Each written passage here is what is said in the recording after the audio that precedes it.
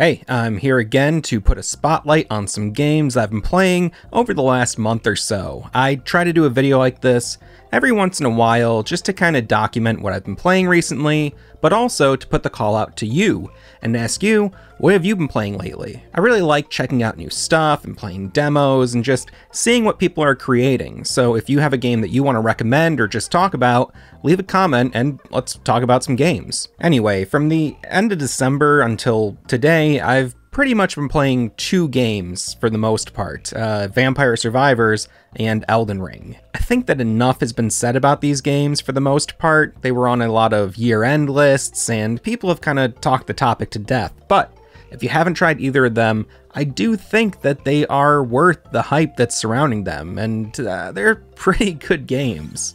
Despite how chaotic it can look, Vampire Survivors is a really fun game to just kind of chill out to. And there's a free mobile port of the game available now that you can try out if you want to check it out risk-free. As for Elden Ring, well, that's another Souls game by From Software, and it's the most accessible one by far. As someone who struggled to even defeat a single boss in all of the other Souls-like games from Software, I'm about halfway through Elden Ring right now, and I'm having a blast with it. I understand some of the criticisms of it, as it kind of demystified the formula quite a bit and opened things up and gave players a lot of crutches, but for someone like me, who really sucks at those games, I really appreciate it, and I'm not surprised that this game was an end-of-the-year, Game of the Year type game for so many people. End of the year? Game of the Year? I don't know. But like I said, both of those games have already had a ton of in-depth coverage, so I'd like to talk about some other games that I've been playing lately.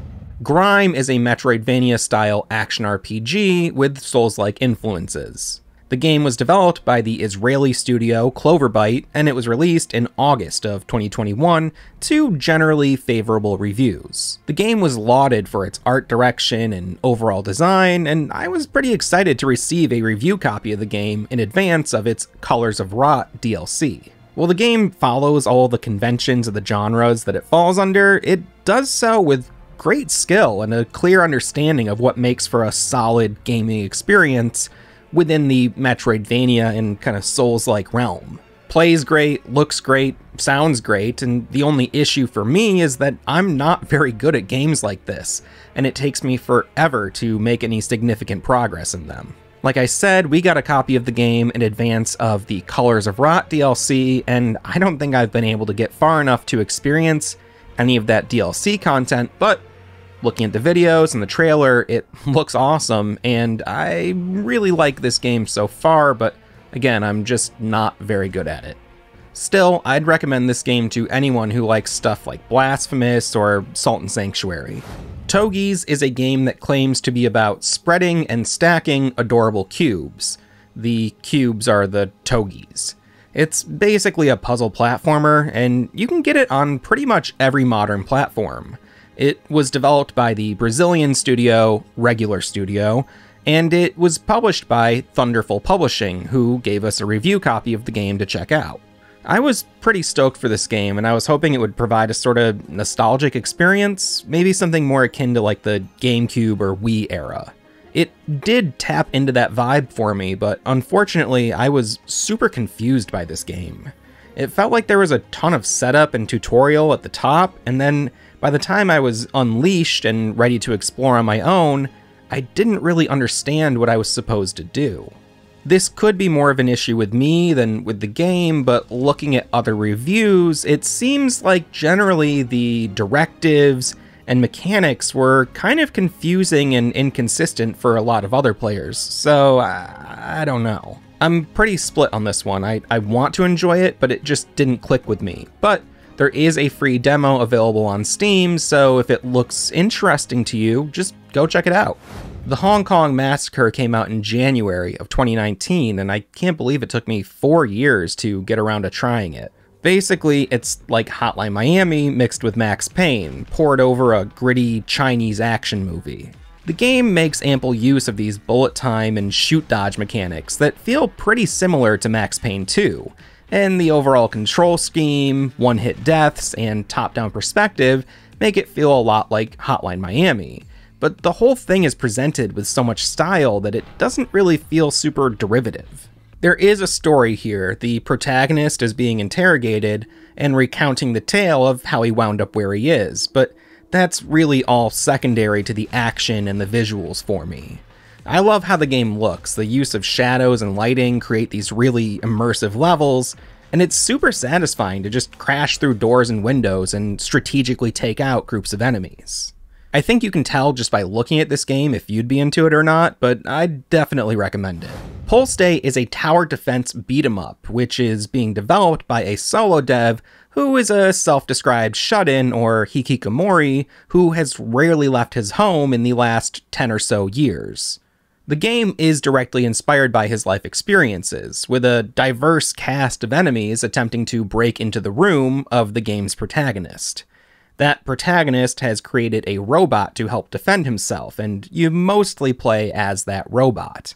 You'll be using a whole bunch of different items and gadgets and devices to repel enemies. You'll have to gather resources to craft those items, and occasionally little mini-games will pop up. The whole thing has a totally unhinged feel to it, and the humor here really reminds me of some of the zanier parts of Yakuza or Earthbound, and I like it a lot. The developer live streams every week over on YouTube, showing the development process and interacting with fans. Knowing that this game is directly inspired by his own life makes the whole thing super endearing, and I've really enjoyed watching the game take shape through his videos. I'm not sure when the final release is coming out, but there is a free demo available on Steam that I would highly recommend if this game looks fun to you at all. Super DynoStory is a game that was sent to us by the developers, and it's a Metroidvania-style platformer, and the game clearly has had a lot of love put into it, but ultimately, I didn't spend too much time with it. I get really lost, like, very easily in these sorts of games, and even with a map, I don't know, I know that's kind of part of these kinds of games, but I just get too turned around to make sense of anything. It's why I've had to restart Axiom Verge 3 times since it came out. The game also feels like a bit of an inside joke that I'm very much on the outside of, as if it were written with a very specific subreddit or online community in mind. There's voice acting in it, and I found that to be more off-putting than entertaining. Hey, how's it going, brother? I'm just your friendly furry from California. Ooh woo. The game reminds me of playing through the sort of obscure platformers that you'd find on those big shareware collections back in the 90s, and there's tons of little details, jokes, and unique mechanics for you to discover. This game really wasn't for me, but there is a lot going on in it, and if it looks fun to you, I would suggest checking it out. Real quick, rapid fire, I want to cover a few FPS games I've been playing recently, the first of which is A.W.O.L, which is a new game being developed in the Build engine. That's the same engine that powered Duke Nukem 3D, Blood, and Ion Fury, among other games, and it's pretty cool, but it's also pretty janky at the moment, which is basically the consensus I saw on the Steam reviews for the game.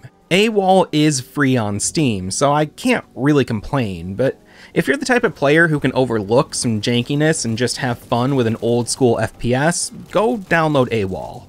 Selaco is a game that we've covered here on the channel in the past. It's currently still in development, but a little while back they launched a new demo, and it rules. It's hard to believe that this game is running on GZ Doom. That engine is just so versatile. I say new demo, but really it's the same demo they had in the past, just with a massive update patch applied. This patch made significant changes to the gameplay, the mechanics, the level design, graphics, and pretty much everything else. So if you played that Steam Next Fest demo, but you want more Selaco, get this new demo. It is so good. This game rules. This game's going to do really well when it comes out. Impaler is a roguelite arena shooter with this unique spike mechanic. You can lay down these spikes that can be used both offensively and defensively. I think this game is cool, but I had trouble locking into the gameplay loop, and I spoke to a few other people who felt similarly. However, the game is only $3 right now, so I'd say give it a spin if it looks appealing. Another bullet time game here, Project Downfall, was completely baffling to me, and I could barely get past the first couple of enemies. I don't know why I'm so bad at this game, but I have seen what later gameplay looks like, and it looks awesome, so I guess it's my loss. Lastly, Chop Goblins from David Zemansky is a short $5 FPS that is a lot of fun. Zemansky is the developer behind Dusk, and this game doesn't really have a lot in common with Dusk aside from being a retro-style FPS. Like, tonally, this is a lot more lighthearted, and it has a sort of arcadey type feel to it. I like this game a lot, and I'm always happy to play through a short game.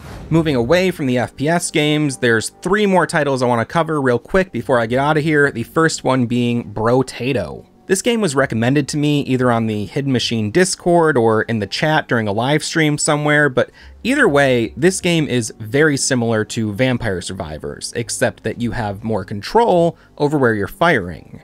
It's fun, and if you're looking for a fix after burning yourself out on Vampire Survivors, I'd say give this one a shot. Vengeful Guardian Moonrider released on the 12th of January this year, and it's the latest game from Joymasher, who have been making amazing retro-style action platformers like Oniken, Odalis, or Odalis, I don't know, and Blazing Chrome. Moonrider feels like a lost 16-bit era game that was just rediscovered, and it has a free demo available on Steam. I've only played through the demo so far, but I loved it, and I've loved every other game from these devs. Joymasher knows how to make old-school games that feel both fresh and authentic, and I'm just so glad they've continued to make games. Lastly, I have one more demo to share, and it's for a game called Judero. This is a game that I backed on Kickstarter just because I loved the look of it, and when I finally got my hands on the demo, it totally delivered. The game has this handmade feel to it that I really just love, and it plays like a PC adventure game with some mild action elements thrown in during the combat. There's a really interesting world here to explore, it feels very immersive, and I am pumped to eventually play the full game. You can get the demo on Steam if it looks interesting to you, and I really think this game rips. I just go check it out. This is really unique. It's a really cool game. So that's pretty much it this time around. That's what I've been playing, but like I said at the top of the video, I want to know what you've been playing. So please, if you got a game you want to share, leave a comment or consider meeting us in the Hidden Machine Discord. It's pretty desolate there, but I'm hoping that one day it becomes a bastion of video game discussion, and until next time, see ya.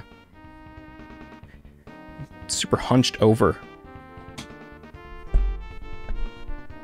Should I have done the video like this?